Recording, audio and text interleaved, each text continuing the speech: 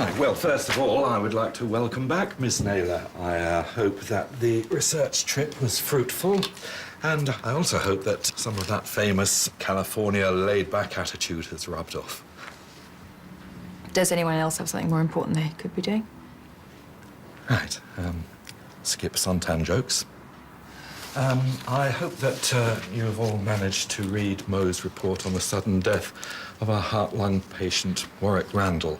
So far, post-mortem biopsies have failed to reveal any rational explanation for the death.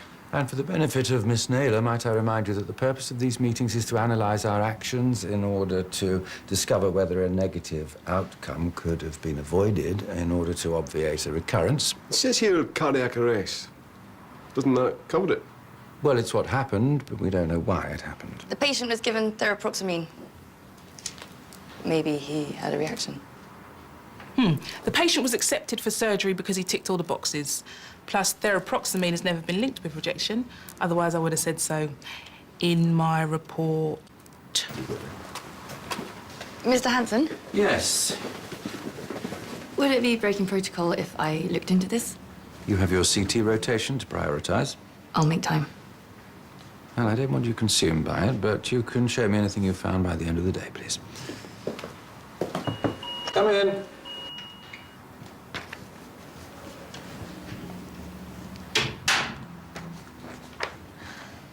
I'm sorry, this is all I have. Leave it there, please. My CT rotation. I'm not given to unrealistic expectations. I looked into I'll that. read it in due course.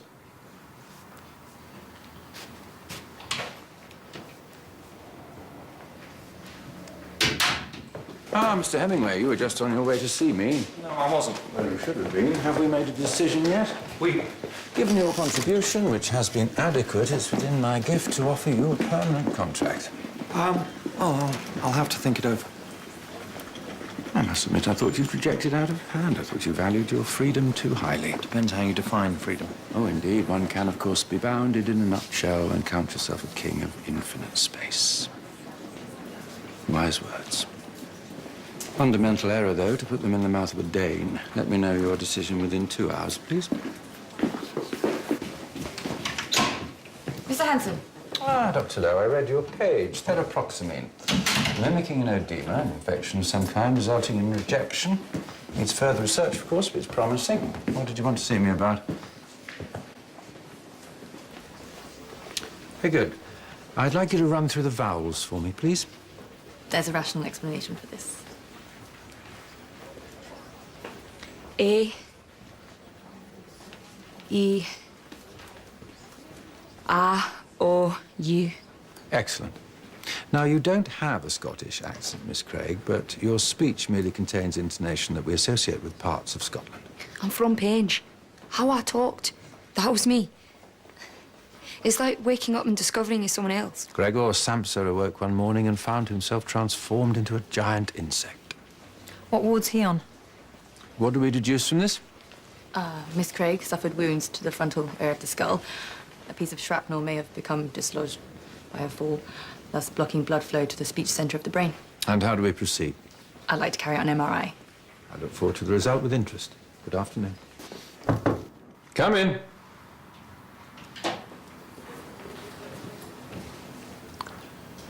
Sit down, please. As you know, I was very interested in the results of Miss Craig's MRI. Your diagnosis was correct. Where you erred was in telling the patient that it was operable. No neurosurgeon would risk so invasive a procedure. Well, there must be something. Yes, I can understand why you need to believe that something can always be done, especially in matters neurological. To put the patient at her ease, I believe you demonstrated the scanner on yourself. The radiographer saw the result of your scan, and out of concern, she forwarded it to me. As you're no doubt aware, you have a brain tumor. The scan, it showed no change in the tumor. It hasn't changed for years. Can't I just go back to work? You know that's out of the question. I realized I should have told you. Dr. Lowe, sooner or later, your condition will put a patient at risk. It was against the ethics of this profession not to divulge it. I refused an operation when I was 18 to remove the tumour. You want to know why? Because of the risk of brain damage. Dr. Lowe, That's how much I wanted to be a doctor. Please don't take that away from me. that will be a decision for the Trust. Please.